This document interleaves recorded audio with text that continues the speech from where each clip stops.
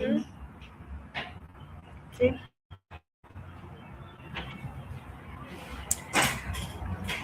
I want to ask you something, and I want you to be honest, not with me, but with yourself. You know, when was the last time you woke up in the morning feeling genuinely rested, not just okay, not just functional, but actually rested, like your body had fully recovered and you were ready for the day. For a lot of people watching this right now, I just want you to be honest with your answer. Like, you wake up tired, get through the day on coffee, on sheer willpower. By afternoon, you're dragging. By evening, you're counting down to bed, and then you sleep and you wake up tired again. And you tell yourself it is just life. Everyone is tired, and this is what being an adult feels like. But I want to challenge that today, because exhaustion, that is the kind that does not go away with sleep, the kind that has become your permanent baseline, is not just life, it is a message. That is your body is trying to tell you something, and most of us are too busy to listen. And so today we are going to listen. Um, Welcome, welcome, welcome.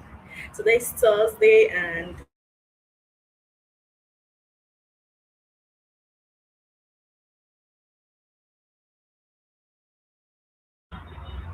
my name is Loretta Ngweme Sibyl, and I am so happy to join you live, to be live today, and I also want you to leave a hello in the comments right now. Tell me where you're watching from. Tell me, and also, like, just tell me where you're watching from, and answer this, on a scale of 1 to 10, how tired you are right now at this very moment. So you type your number because I want to see it. For today, we are going to be talking about um, you know this project. This is a safe delivery project, and so we are the to take action family, and every Thursday at 3 p.m. we show up here and have conversations that matter, real health, real life, and real people. So today there's no guests, just me and you, and a topic that I genuinely believe every single person watching needs to hear, because we are normalized exhaustion,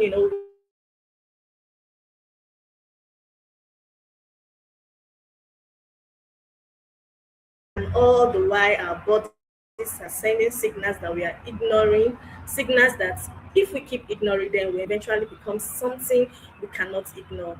So I want you to get comfortable, get your water, and let us talk about tiredness like we have never talked about it before. You know, And let me start by making a distinction that I think is really important, because not all tiredness is the same. And knowing the difference could change, how you understand what is happening in your own body. So, and there are two things, that we are going to be talking when we say we are tired. And the first is normal tiredness, and then the second is fatigue. And they are very different things. Now, normal tiredness happens after physical or mental exertion. You work hard, you exercise, you had a long day, you stay up late, you're tired, you sleep, you recover, you wake up feeling better. That is normal, and that is your body doing exactly what it is designed to do. Working, using energy, then resting and restoring. And then fatigue is something else entirely. Fatigue is tiredness that does not go away with the rest. Tiredness that is disproportionate to the effort you have put in. Tiredness that has become your new normal, like so normal that you have forgotten what it felt like, to actually feel good. Fatigue affects your ability to concentrate. Yes, it does that. It affects your mood, it affects your relationships, it affects your motivation, and it can even make even simple tasks feel overwhelming. And fatigue is almost always a symptom. It is your body's way of saying something is not right, like something needs attention. And so the key fact about fatigue is one of the most common reasons people visit a doctor globally, and yet it is also one of the most commonly dismissed symptoms, especially in women who are often told they are just stressed, just hormonal, or just need to rest more.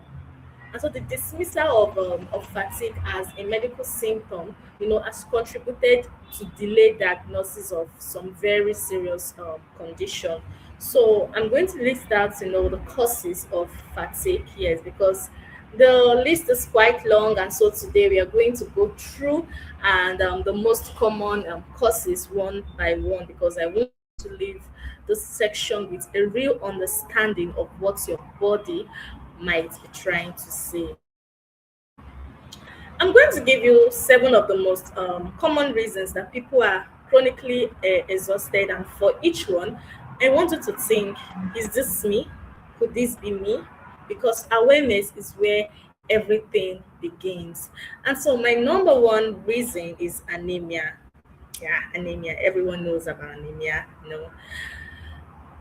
Anemia is one of the most common and most commonly missed causes of tiredness, especially in women.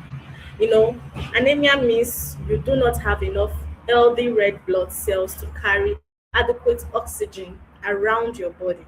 And when your organs and muscles are not getting enough oxygen, they slow down, you feel weak, tired, breathless, even simple activities feel like hard work. And so the most common type is iron deficiency anemia, caused by not having enough iron in your diet, iron through blood loss. And so in women, every period are one of the leading causes, yes. And so pregnancy is another, and also porn is another. The signals to watch for: tiredness that feels heavy, like your body is making, your body is made of lead, pale skin, check the inside of your lower eyelid. It should be a healthy pink, like shortness of breath when doing things that should not make you breathless. Heart, palpitations, dizziness, headaches, cold hands and feet. So all this are causes. And so the key fact about anemia is that it affects approximately 1.6 billion people globally, in sub-Saharan Africa. And then it affects nearly half of all women of reproductive age. It is incredibly common, and it is treatable with iron supplements, dietary changes, and in some cases treating the underlying causes like every period. So if several of these signs sounds familiar, please get a blood test. Ask your doctor specifically to check your full blood count and your ferritin levels. Do not just accept, like you're tired, I just need to rest more. Ask for the numbers. So it's always advisable. I advise everyone to always go to the hospital for checkup, and also to have always have enough rest and eat properly. And then number two is poor sleep quality. I know what you're thinking, Loretta. I know some people like, Loretta, I know I am not sleeping alone, but I want to separate two things here. Sleep quantity and sleep quality. They are two different things, because many people who sleep 7 or 8 hours are still exhausted. And the reason is that the sleep they are getting is not restorative. And so good sleep is not just about hours, it is about cycles. Like during a full night of healthy sleep, your brain goes through multiple cycles, and each one including deep sleep and REM sleep. That is REM sleep. Deep sleep is when this sleep, yes, is when your body requires itself, tissues, muscles, immune function. And so REM sleep is when your brain processes emotions, consolidates memories, and restores mental function. And so, if those cycles are being disrupted by stress, by your phone, by noise, by alcohol, by sleep, when you're not sleeping well, so you can sleep for like 9 hours and wake up feeling terrible. So signs your sleep quality is poor. You wake up in the middle of the night regularly. You wake up still feeling tired no matter how many hours you slept. You snore loudly, or someone has told you that you stop breathing during sleep. So you cannot fall asleep even when you are exhausted. You feel more alert at night than in the morning. And also, that last one, struggling to sleep at night and struggling to wake up in the morning, is often a sign of disrupted um, circadian rhythm. Your body has an internal clock, and then and that clock is thrown off by blue light from screens, by sleep times, by shift work, and by stress hormones that keep your brain on high alert even when you want to rest. So practical things that actually help go to bed and wake up at the same time every day, even on weekends. You put your phone away 30 to 60 minutes before sleep, and I know some people that can't do that. Like, if I you see them, they sleep with phone on their body, like on their chest, which is very, very wrong. So, keep your room as dark and cool as you can. Do not eat a heavy meal in 2 hours before bed. I do tell many people about this. You see some even around 2 o'clock they're acting a bar, and immediately they will go and lie down. Before you know, they'll sleep, and all these are very, very bad. And if you suspect sleep apnea, like a condition where you briefly stop breathing, repeatedly during sleep, please see a doctor. It is underdiagnosed. It is a serious and it is treatable. And so my number three, we have thyroid problems. Yeah, the thyroid is a small butterfly-shaped gland in your neck, and it controls your metabolism. And so the rate at which your body produces and uses energy when the thyroid is underactive, a condition called hypo um, hyperthyroidism, it does not produce enough thyroid hormone. And without enough thyroid hormone, everything slows down. Your energy, your metabolism, your thinking, your digestion, your mood. And so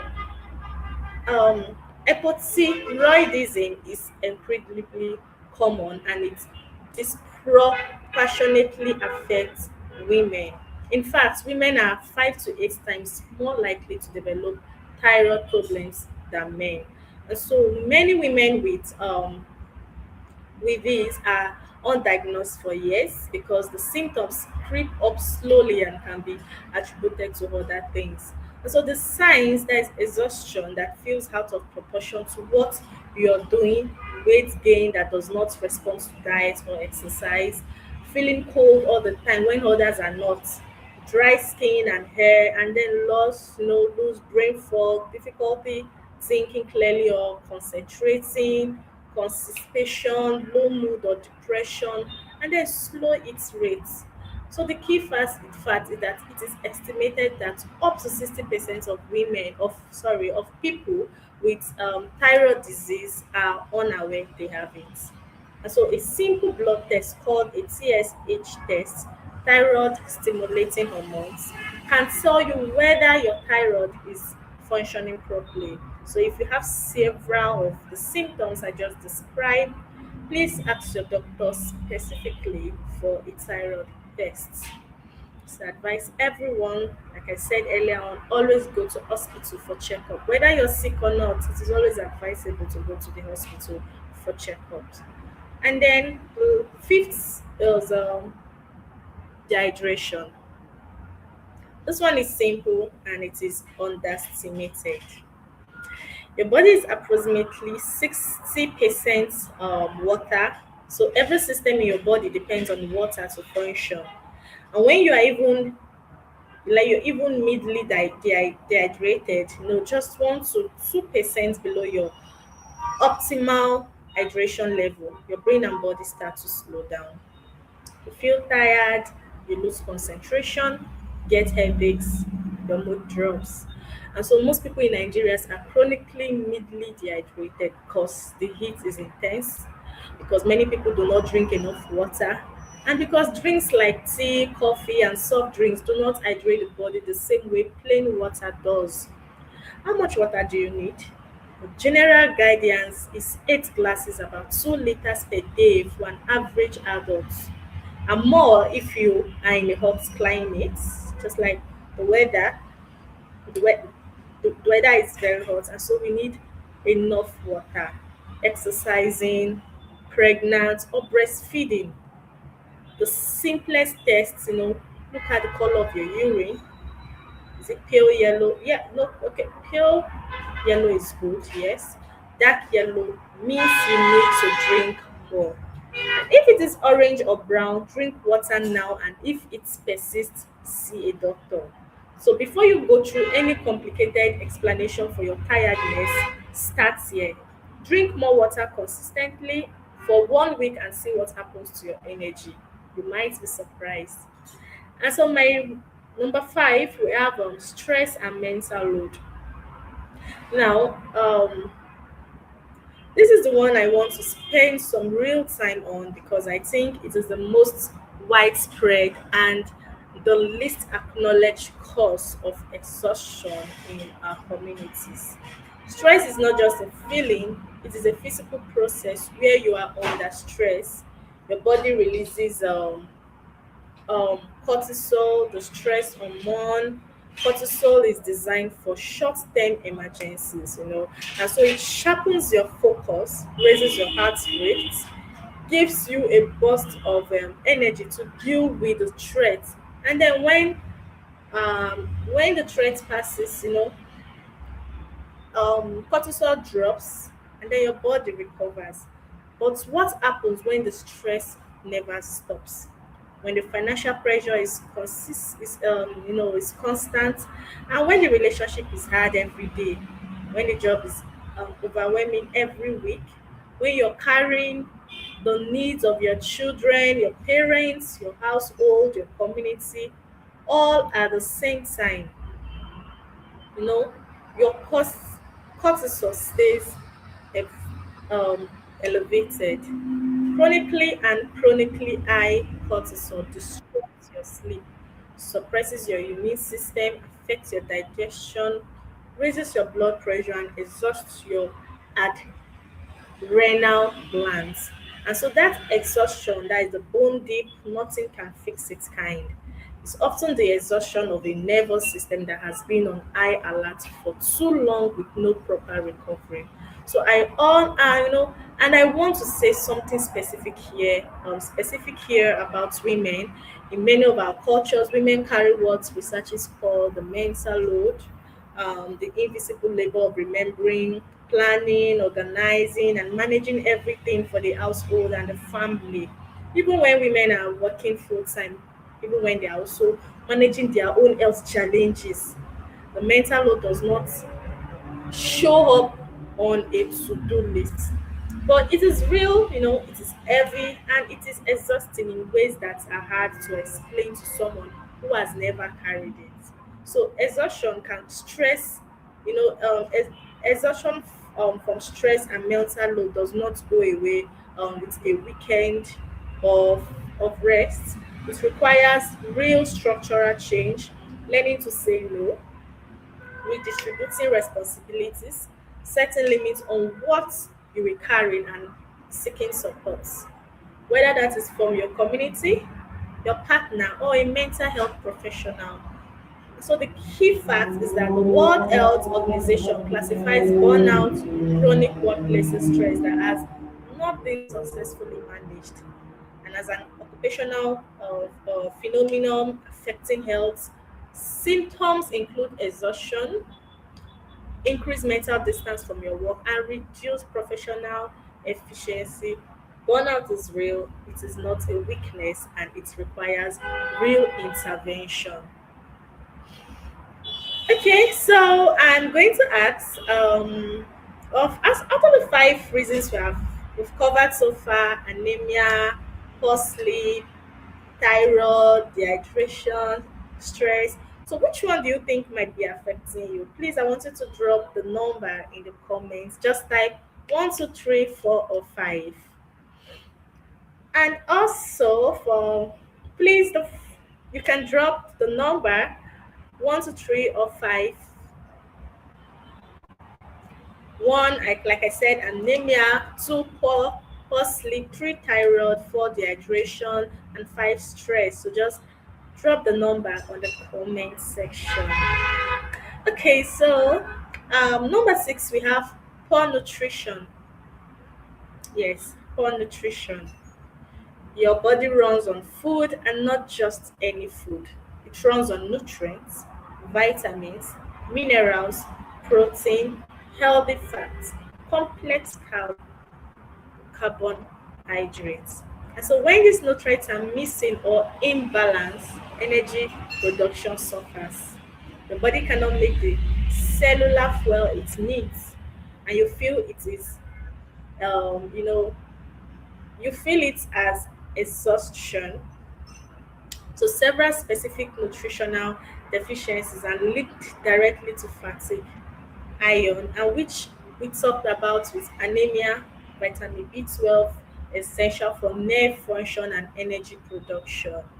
Vitamin D, which has receptors in almost every tissue in the body and is increasingly linked to fatigue and mood disorders. And so magnesium involved in over 300 biochemical reactions in the body, including those that produce energy and folate. Another B vitamin that is critical for red blood cell production. So what does poor nutrition looks like in practice? It does not always mean not eating enough. It can mean eating a lot, but eating mostly processed foods, refined carbohydrates, and foods with little nutritional value. The kind of diet where you are full, but your cells are starving for what they actually need. So the practical steps I'm going to give out is that eat more whole foods like vegetables, fruits, legumes, whole grains, eggs, fish, nuts, seeds, reduce ultra processed food. The kind with long ingredient lists full of things you cannot even pronounce. And if you suspect a specific deficiency, please get a blood test before buying supplements because not all supplements work the same way for everyone. Some can actually cause harm in your excess. So please just be careful. And for number seven, unmanaged health conditions. Unmanaged health conditions. The last one is almost, sometimes chronic tiredness is not about lifestyle. Like I said, it is about a medical condition that has not been diagnosed or is not being managed properly. So, conditions that commonly cause fatigue include diabetes, particularly when blood pressure is poorly and controlled, heart disease, when the heart is not pumping efficiently, the body does not get adequate oxygen, kidney disease, liver disease, autoimmune conditions like lupus and chronic infections, depression and anxiety. So both of which have significant physical manifestations, including exhaustion. So I mention this because I do not want anyone to live today thinking I just need to drink more water and sleep better and everything will be fine. No. For some people, chronic exhaustion is a window into something that needs a doctor's attention. And if you have tired, if you have, you've tried the lifestyle changes, you know, if you're sleeping well, you're eating well, you're managing stress, staying hydrated, and you're still exhausted. please go and get a proper evaluation. Tell your doctor exactly what you are experiencing, how you're feeling. Ask for blood tests. Advocate for yourself because your tiredness deserves a real answer. So now I also want to talk about what happens when we ignore exhaustion and we keep pushing through, keep normalizing it, keep telling ourselves it is just life. So, because chronic exhaustion, like fatigue that goes unaddressed for months or years, has real physical consequences. Your immune system weakens when you are chronically tired and stressed. Your body produces fewer infection fighting cells. You get sick more often. You take longer to recover when you do not get sick. Minor illnesses that a well rested body will shake off in 2 days take 2 weeks out of you. Your heart suffers. Chronic stress and poor sleep are independent risk factors for high blood pressure and cardiovascular disease. And so your heart was not designed to be under constant strain. And when it is over the year, no, over years, the damage accumulates. So your mental health deteriorate, um, deteriorates. There is um, a bidirectional relationship between exhaustion and mental health. So each one makes the other worse. Like chronic fatigue, like I said, it contributes to depression and anxiety. So depression and anxiety disrupts sleeps and increases fatigue. So if that cycle is not broken, it can spiral into something serious. Now, your metabolism changes.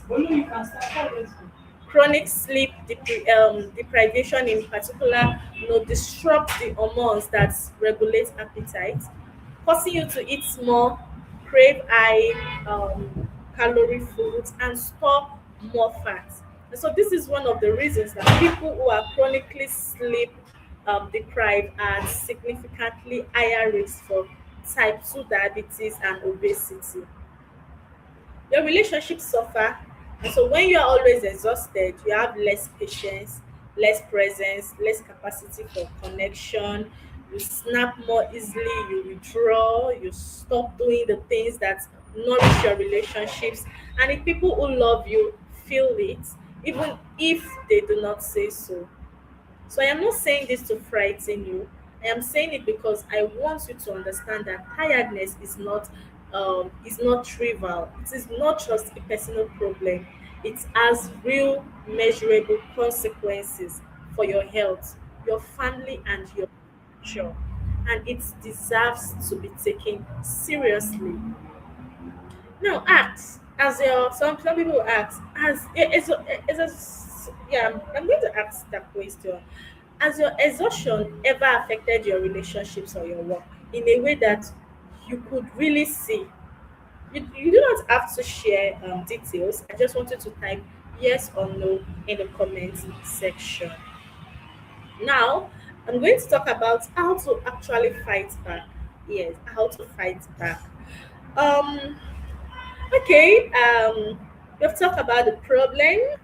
So now I'm going to talk about the solution because I did not bring you here for 60 minutes just to make you feel worse about how tired you are.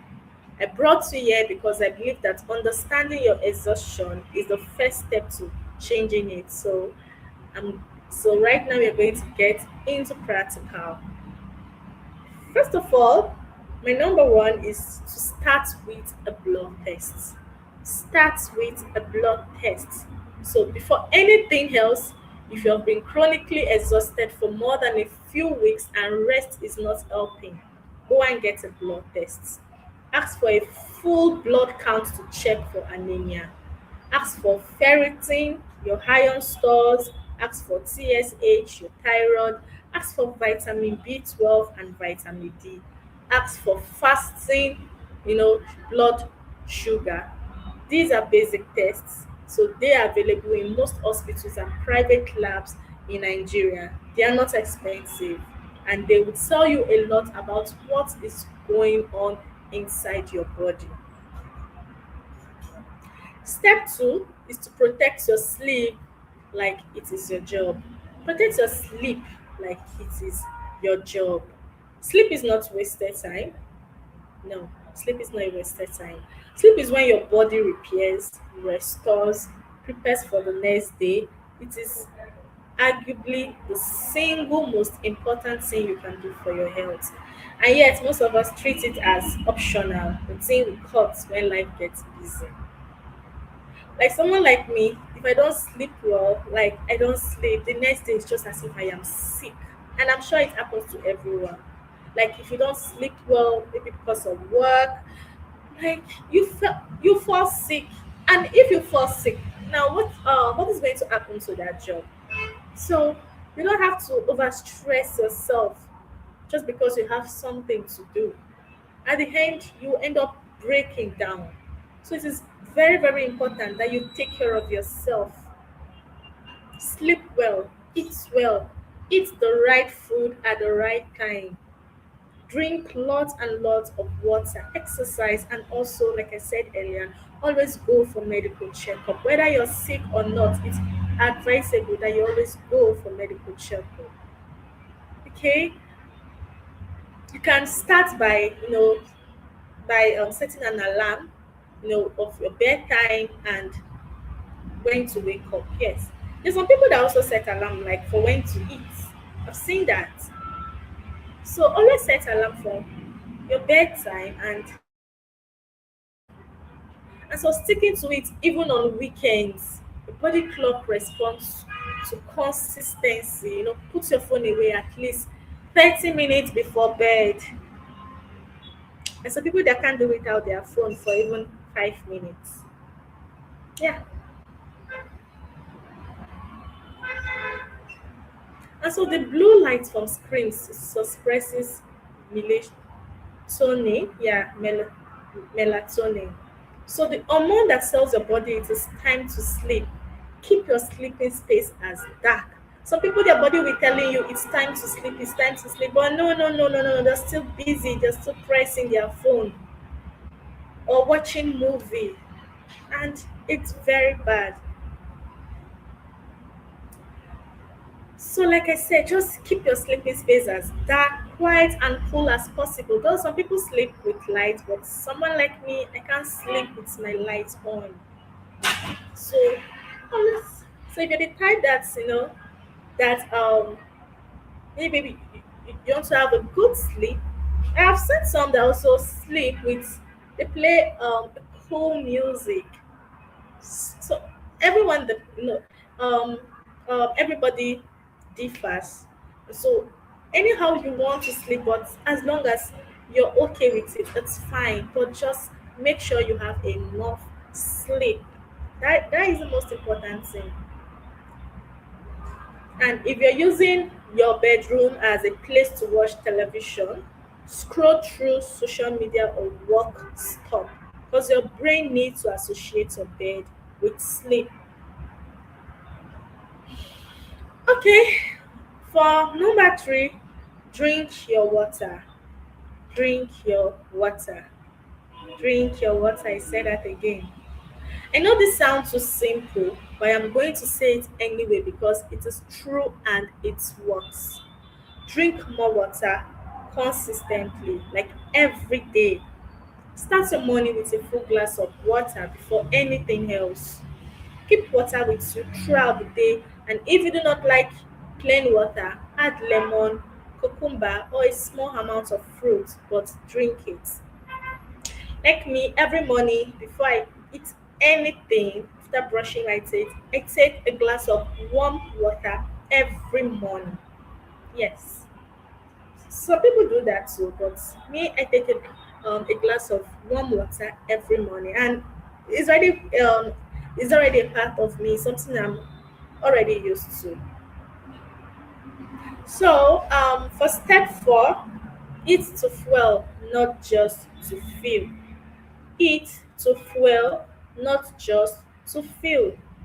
Look at what you're eating, honestly. Like, how many of your meals in a typical day include vegetables? How much of Your diet is processed food, fried food, refined carbohydrates. I'm not asking you to go on a diet. I am asking you to look at whether the food you're eating is giving your body the raw materials it needs to produce energy. So add more serving of vegetables each day. Eat more protein, eggs, fish, beans, nuts, because protein is what your body uses to build and repair. So reduce the sugary drinks and high sugar snacks that spike your blood sugar and then crash it, leaving you more tired than before.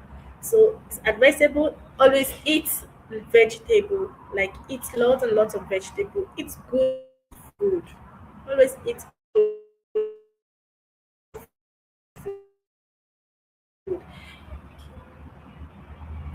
for step 5 directly. Address the stress directly. This is the hardest one, but it is the most important for many people. You cannot rest your way out of chronic stress, because rest helps. Yes, rest helps, but it does not fix the source. So, what fix the source? Identify specifically what is causing the most stress and that might that might mean having a difficult conversation, setting a boundary at work or in a relationship, asking for help and actually accepting it when it is offered. So reducing your commitment and letting some things go. So it also means building recovery into your days, not as a reward for being productive enough, but as a non-negotiable part of how you live, a walk, time with someone who makes you laugh, prayer, music. So a few minutes of stillness, whatever brings you back to yourself, do that every day, not someday. So please, please, please, always ever things that makes you happy, that brings you back to yourself. And so for my step 6, move your body. Yes, move your body. I know when you're exhausted, the last thing you want to hear is exercise more. But here's the truth, okay? Consistent, moderate physical activity is one of the most powerful antidotes to fatigue. It improves sleep quality, it reduces stress hormones, it increases the brain chemicals that regulate food and energy, and it strengthens your cardiovascular system so your body works more efficiently. You do not need a gym, you do not need equipment, you need 20 to 30 minutes of walking most days. So just want it to just start. Just start. There's no harm in trying. That thing takes time. In trying. So for my part 6, when to see a doctor. Yes, when to see a doctor. I want to spend a few minutes on when tiredness crosses the line from something you can address yourself, to something that needs a doctor. Please go and see a doctor if your tiredness has lasted more than 4 to 6 weeks and is not improving with lifestyle changes. If your tiredness is accompanied by unexplained weight loss, if you're having chest pain, shortness of breath, or heart palpitations, if you're sleeping excessively more than 10 hours a day and still feel exhausted, your tiredness is accompanied by significant low mood, inability to function, or loss of interest in everything. Whereby you're having night sweat or unexplained fevers alongside the tiredness. Or if your tiredness came on suddenly and severely, not gradually, please see a doctor. Because these are signals that your body is dealing with something that needs proper medical investigation. Please do not wait. Do not manage these things with supplements or rest alone. Go and be sane. Go for checkup. And when you go, be specific. Tell your doctor, I have been exhausted for maybe 6 weeks, 1 month, 3 months. It does not improve with sleep. It is affecting my ability to work and function. I want to be investigated for the cause. I would like blood tests. including a full blood count, ferritin, thyroid function, vitamin B12, vitamin D, and fasting blood sugar. So you are allowed to be that specific. You are allowed to advocate for yourself. And the doctor has no right to say no. So once you mention all those things, of course, it's going to be checked. And for my number seven, close and sign off. Okay, oh, all right. We'll be here for almost 40 minutes, if I'm not mistaken. And I want to say something before I let you go. Um, Tiredness has become so normal that we have stopped questioning it. We wear our exhaustion like a uniform. We compete with we compete over who is busier, who sleeps less, who has more on their plate, and all the while our bodies are quietly paying a price. So today I am asking you to stop competing, to stop normalizing, to start listening, really listening to what your body is trying to tell you. You're not supposed to feel like this. You're not supposed to wake up every morning already dreading the day. You're not supposed to run on empty for years and call it strength. Strength is showing up, but showing up broken. So, depleted and exhausted is not strength. It is survivor, and you deserve more than survivor. So you deserve energy, you deserve rest, you deserve a body that feels capable and alive. And that is not a luxury, it is healthy. And health is what we are here to fight for every single Thursday. So take what you learned today, act on it, get the blood test, drink the water, protect sleep, address the stress, and if something is wrong, go and find out what it is because we are worth knowing. So, today, we've come to the end of today's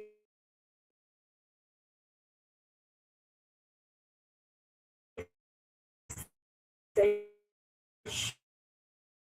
So please, one thing you are taking away. Subscribe, like I said, so you never miss a Thursday. And share this, send it to someone who know is always tired and has never stopped to ask why. Because that person needs to hear this today. And your share might be the reason they finally do. I'll see you next Thursday.